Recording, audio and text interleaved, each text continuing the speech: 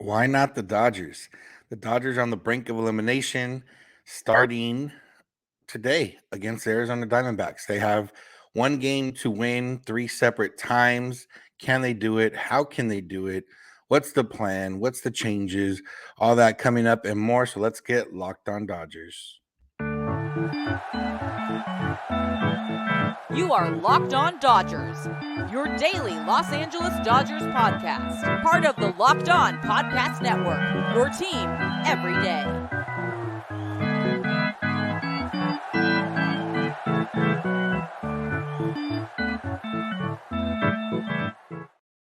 Yo, Dodger fans. Welcome to Locked On Dodgers. We are part of the Locked On Podcast Network, the number one local sports daily podcast network. Locked On, your team every day. Today's episode is brought to you by FanDuel. Make every moment more. Right now, new customers can bet $5 and get $200 in bonus bets guaranteed. Visit FanDuel.com/lockedon to get started. This is the daily podcast covering the Los Angeles Dodgers, bringing you the smart fans' perspective on our boys in blue. You can find us wherever you find podcasts and on YouTube simply by searching for Locked On Dodgers. And if you want to become an everydayer, just like we are, all you have to do is listen or watch the show every single day, which can be done easier if you subscribe where we get podcasts and on YouTube and get notified when our episodes are ready to go every Monday through Friday. If this is your first time listening or watching, I'm Vince Samperio. Usually joined by co-host Jeff Snider, but it'll just be me rolling solo today. We're both lifelong Dodger fans that have covered the team for a while. We've watched the team even longer. We've been in the press box, been in the locker room. We've talked to players. We've done a lot of different things, but we're not quite insiders. We're just here to bring you some rational and knowledgeable takes about the Dodgers that we hope we can pass on, and hope we bring some Dodger knowledge and joy or something to your day, or maybe some disagreements, however you want to do it. That's what we're here to do. And that's what I'm here to do today. It's obviously not an ideal situation for the Dodgers. Okay. We know that for sure. They are down 2-0 in a best of 5 series. They cannot lose another game. If they do, their season is over. And, before the series, we both thought the Dodgers would win. We both thought they had the better team.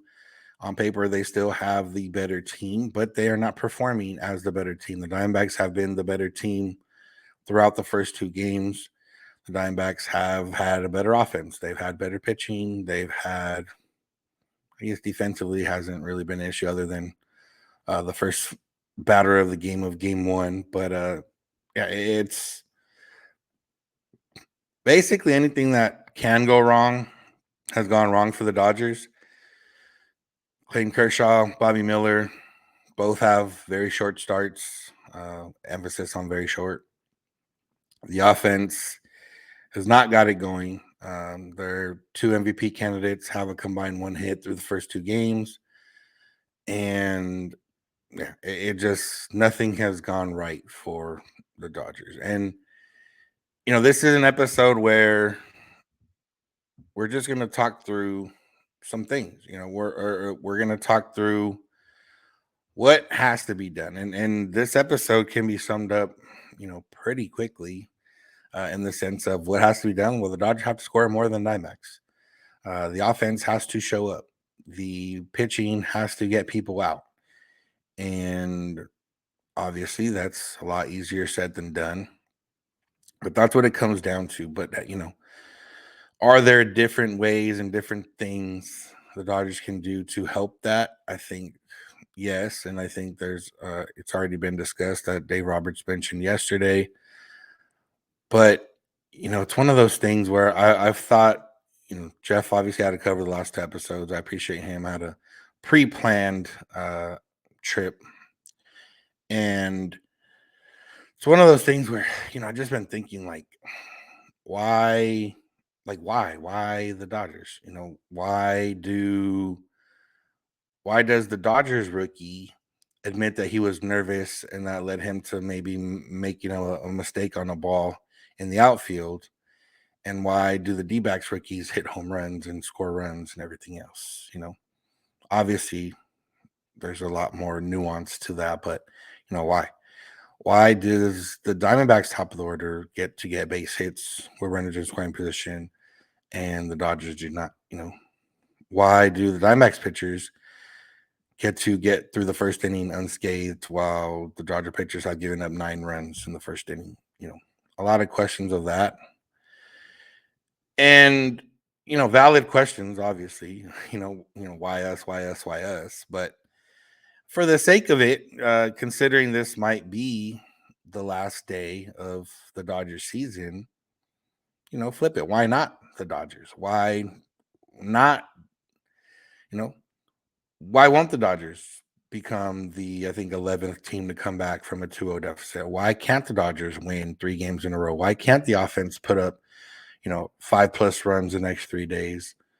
Why can't the pitching turn things around and become the strength these last 3 days? Why can't all these things happen? And they can. That's the fact of the matter, is they can. But, it's not, I'm not going to sit here and say it's going to happen.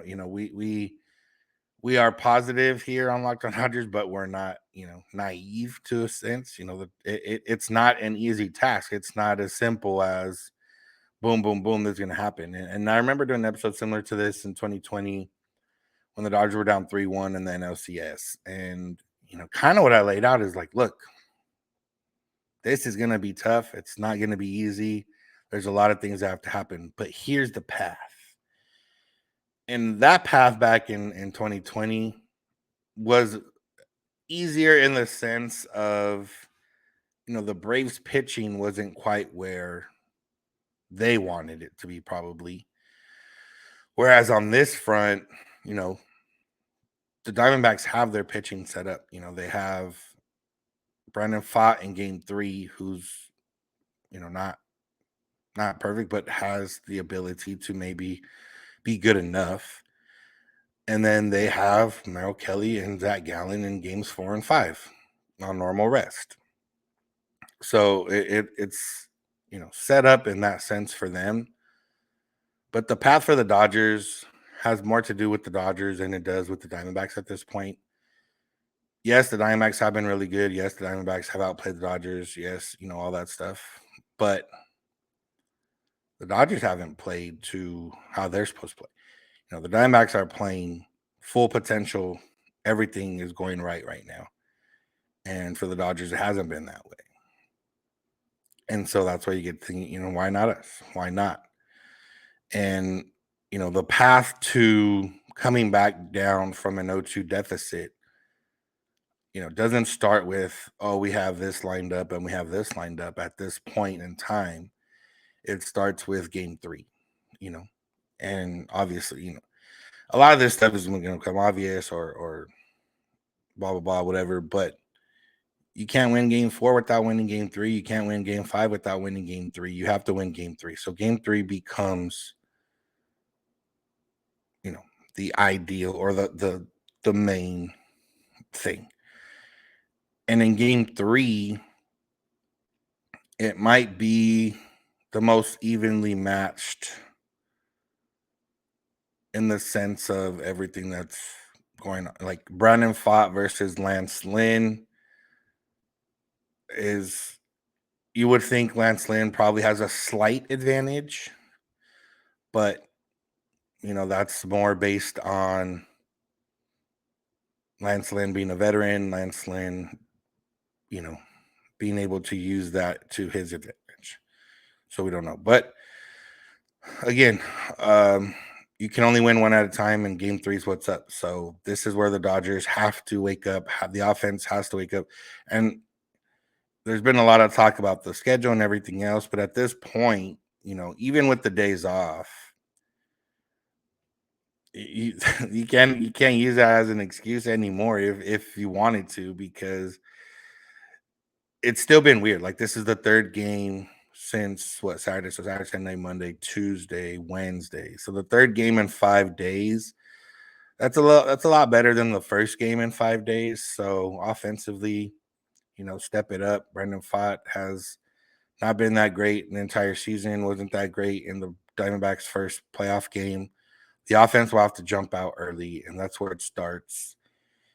And where it starts with the lineup is some maybe potential lineup changes. We'll get into that next because that's what's on tap. So make sure to keep it locked on Dodgers.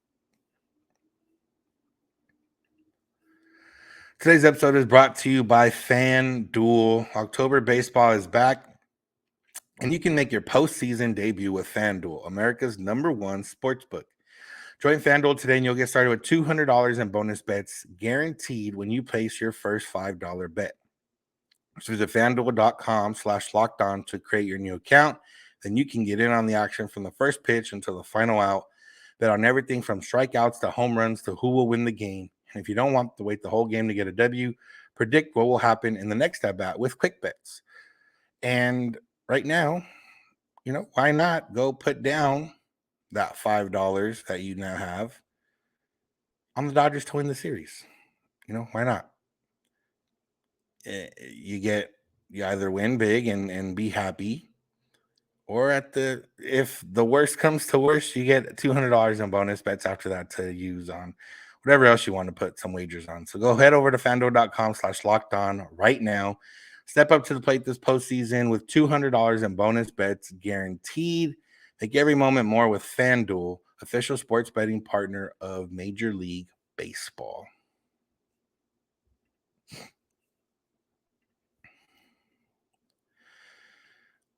We want to thank you for making Locked On Dodgers your first listen of the day every day. We want to remind you to become an everydayer by listening or watching every day. I know Jeff met a lot of you over the weekend at Dodger Stadium. I met a couple of you on Saturday at Dodger Stadium. We appreciate you guys for listening every day, supporting, and hopefully we get to keep this thing going in a positive sense. But if not, we're still going to be here every single weekday for you. And if you can't watch tonight, SiriusXM or the SXM app can help you out. If you search Dodgers, you can get the home broadcast for the game. But I would imagine it's extenuating circumstances you can't watch tonight. So,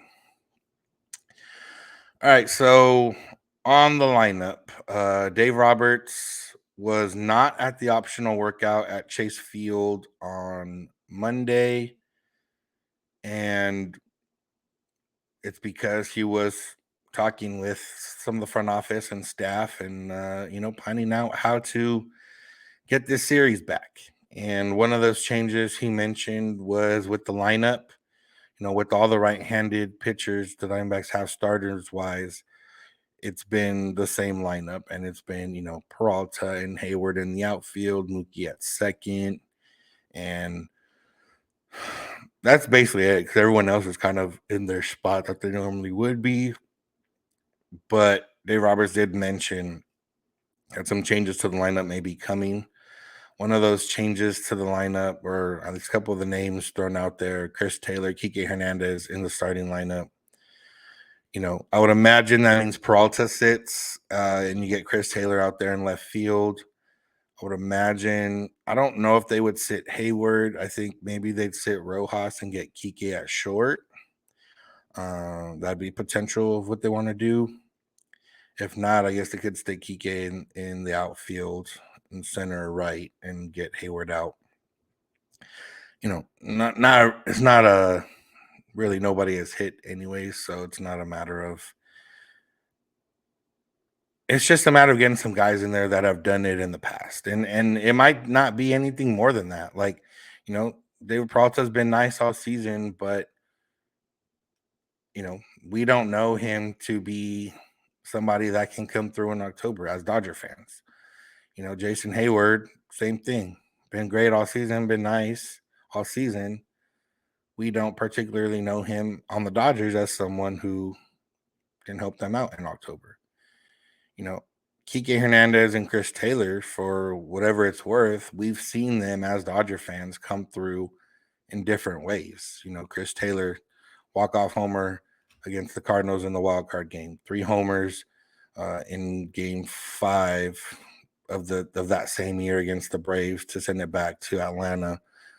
Didn't work out that year for the Dodgers in 21, but Kike Hernandez, 3 homers to send them to their first World Series since '88 and '17. Kike Hernandez, game-tying homer in the 2020 NLCS Game 7, that led to Cody Bellinger's go-ahead home run. We've seen it happen, and get those guys in there. You never know. You get some magic. These guys have both run hot in postseasons before. Kike just did it with the Red Sox his first season in 22. He caught fire in the postseason and really went, or 21, whatever year it was, and really went off. So, and matchup handedness doesn't necessarily matter too much in that sense if you're trying to catch some magic in a bottle. And I think that's what the Dodgers have to do. Like, you can't just trot out the same thing out there and it's one of those where you're not sitting Freddie or Mookie, even though they've struggled in the series, because that what they're going to bring and what their potential is. Whereas, realistically, between Peralta and or Rojas and or Hayward, their potential is essentially the same as Taylor and Kike, where if anything, Taylor and Kike probably have a little bit more potential in the sense of power. Maybe not over Hayward, but for sure over the other two guys. And that's what it's going to take. It's going to take you running into one. It's going to take, okay, Kike has to face a righty, but if Kike connects against that righty, it's a home run. If Taylor connects against that righty, it's a home run. Whereas, if Rojas or Peralta connect, it might be a single or double, which is cool in the right situation, but it doesn't get those runs directly on the board. And I think that's what they're going for here. And, I'm fine with that. I'm fine with getting guys in there that can either bring the power, bring the slug, that have been there before, that have done it before, that I'm fine with the change, because essentially you're not changing, up at the top is not changing. And they may move people around. JD Martinez may bat third. Maybe they want him to get more at bats. But Will Smith had a good game 1 too. So, there's a lot of different things, but I think the top of the order probably stay the same. The lineup changes are coming at the bottom of the order. I can't see Outman not being in there, but it's very possible that, maybe Outman is one of the odd men out right now. And they get, that's how they get Kike or Taylor in there. It's very possible. There's nothing off the table right now in the sense of making changes, because it hasn't worked. And this is, Dave Roberts after game 1 said he's going to manage game 2 like it's game 7. And he did that. Could Bobby Miller have settled in and maybe gave them a little bit more length? Maybe. It's possible. But he didn't have the luxury of taking that chance because they had to win. And going down 4-5-0 is just too much in the sense to not just, the runs, obviously, but just the mentality of the team. As much as guys can be competitors, when you see your team down 5 runs after being down 9 runs the day before or the game before, it's got to weigh on you a little bit. So, and Roberts managed that game, pretty beautifully in the sense of he picked guys to go get outs. And other than Ryan Brazier, all those guys got outs without giving up runs. And Brazier, gave the 1 run. That sucks. It wasn't a bad pitch. It was just, a good sense of hitting, a good piece of hitting. But Roberts did manage that game like he needed to. Maybe a little bit, it's kind of tough because, yes, the Dodgers ended up getting like Colton Wong in one of the key situations. But that's just how this team is built. Like, that's not a product of bad decision making per se. It's just a product of how this team is built and, how the Diamondbacks only have 2 lefties in the pen, but they brought in 1 at that time and, earlier in the game. So other guys were out, and then, everything kind of got moved around. And then, you end up with Colton Wong getting 2 at-bats in the game, which probably not ideal, probably not what you wanted. He did perform well the last month of the season, but,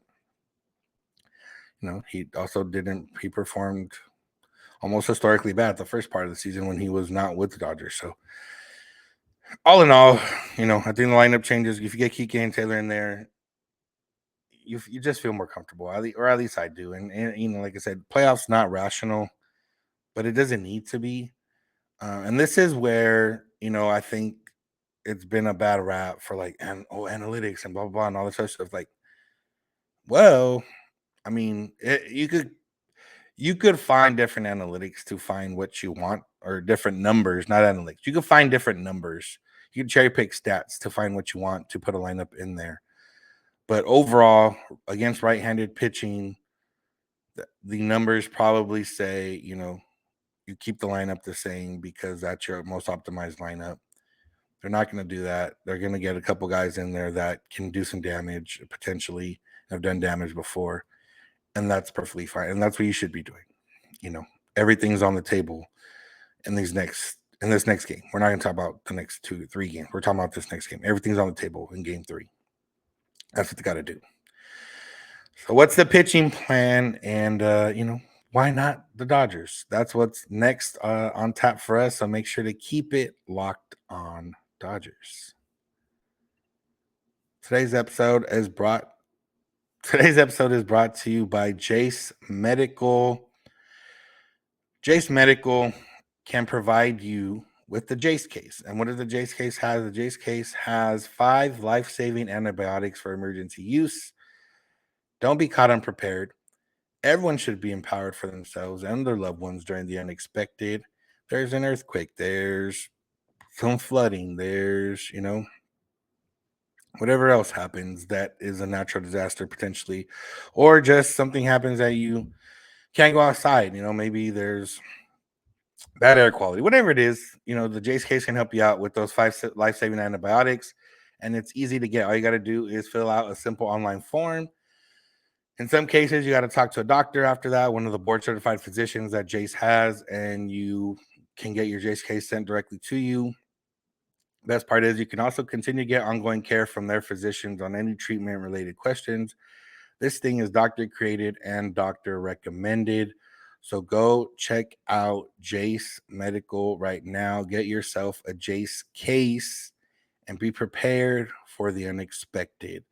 And right now you can get $20 off these life-saving antibiotics from Jace Medical by using our code LOCKEDON at checkout at jacemedical.com. That's JASE medical.com for $20 off the life-saving antibiotics and the Jace case. Go to jacemedical.com and use the code LOCKEDON.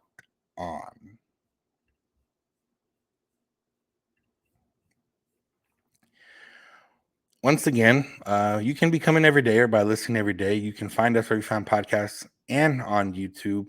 And remember, you can catch the hometown radio broadcast for any game with SiriusXM or the SXM app. All you got to do is search Dodgers.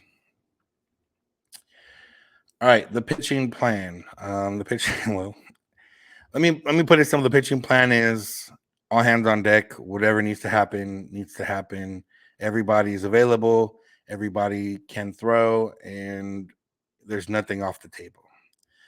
Now, Dave Roberts, I'm sure in those meetings yesterday with the front office, built out a bunch of different plans. And obviously, you can't build out a plan. You don't know what's going to happen. If you had built out plans for game 1 and 2, you would have been SOL, as they say, because none of those plans probably would have involved your starting pitcher.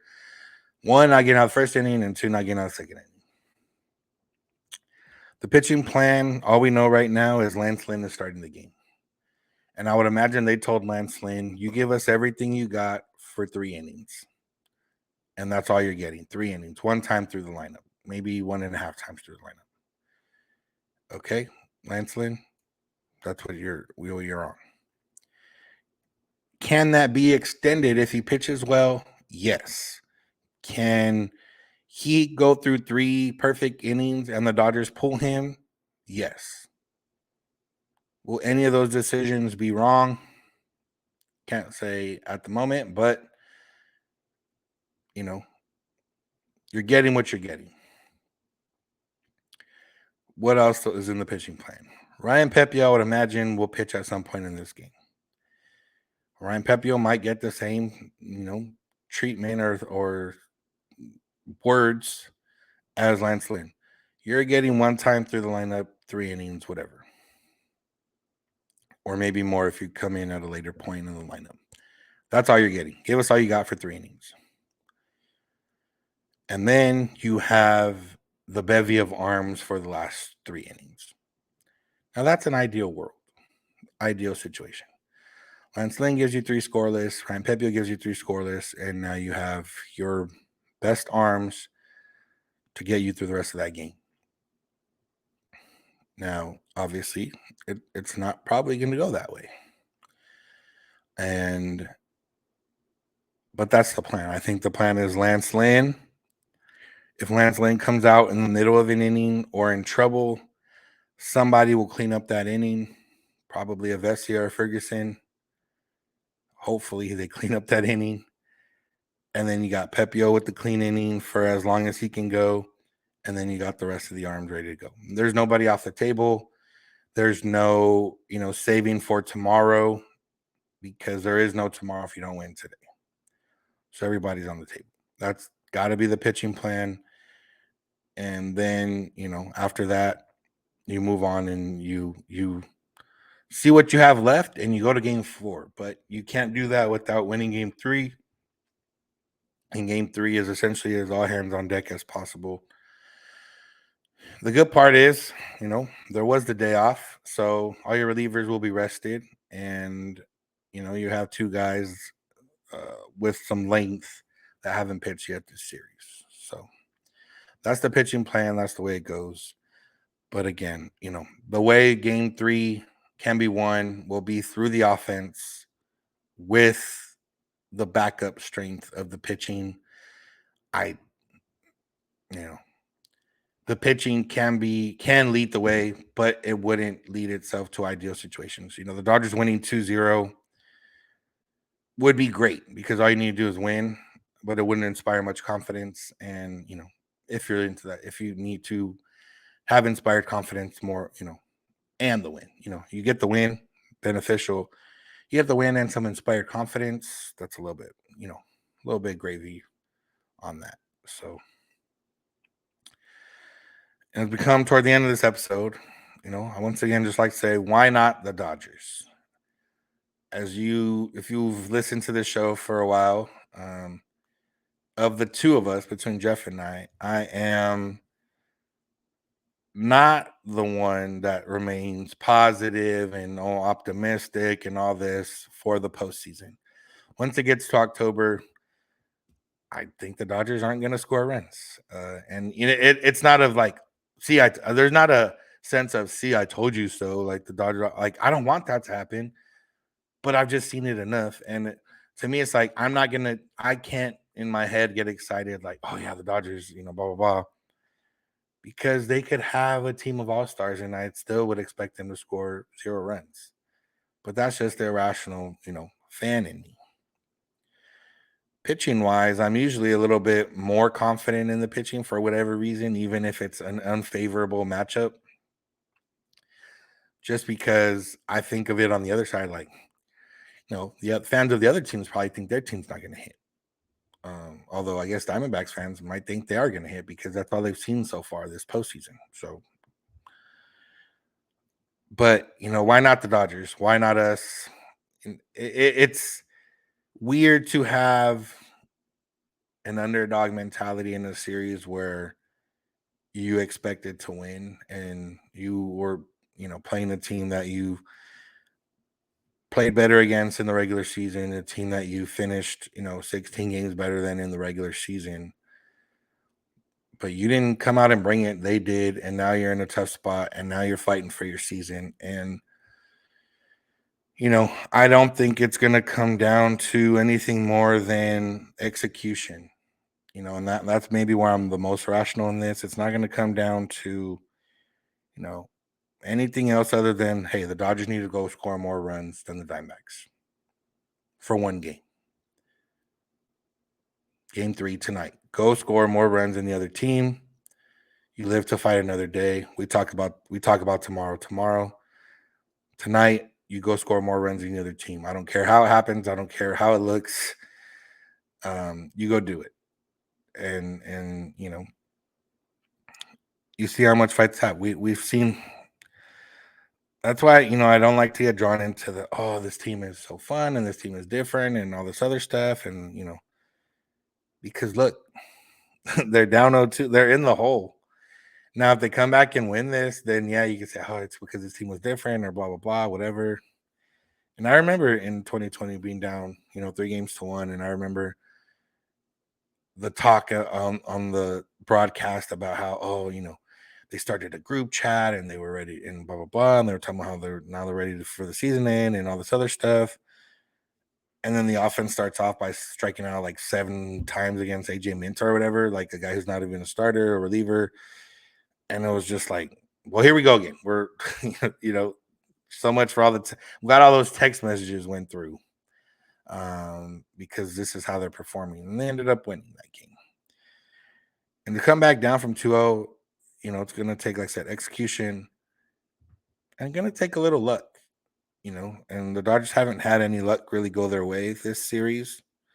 There hasn't been much luck to go around. Like, there hasn't been much luck needed. It's been kind of well, you didn't execute early on and now you're kind of down. But, you think about that Brave series, a little bit of luck, a little bit of bad play by the other team. Marcell Ozuna not knowing about how to tag up, Justin Turner's diving, tag out, different little things like that. And some hard ground balls becoming outs or double plays. It's going to take a lot of different things. But, let's see if it can happen. Let's do it. Let's, win a game. Let's come back on tomorrow's episode and talk about how they can win another game. And, instead of, I will for today, instead of saying, why the Dodgers, how come the Dodgers don't hit, how come the Dodgers don't do this, how come the Dodgers don't do that, I'll be a little bit more positive. Why not? Why can't the Dodgers do this? Why not? Why not the Dodgers? So hopefully that's what's going to happen, and we'll be back here talking tomorrow about a game 4. So that's going to do it for today's episode. Thank you all for listening. Thank you for making Locked On Dodgers your first listen of the day every day. Make sure to find us wherever you find podcasting on YouTube. Make sure to find us becoming every day or by listening every day. Make sure to hit up SiriusXM if you can't watch. Search Dodgers for the home broadcast. Find us on social media, Twitter and Instagram at Locked On Dodgers. Jeff is on Twitter at Snydog. I'm at Vincent91. DMs are open if you need to get a hold of us. Again, if you DM me during the game, I probably won't reply, but I appreciate the thought if you do. And you can also get a hold of us via email, lockedondodgers@gmail.com, or via voicemail text at 323-863-5625. We're here every weekday morning, and we hope you'll be here with us. When you get in your car, if you're at home, text my advice play podcast, Locked On Dodgers. And remember, you don't have to agree. You just have to listen. Have a good one.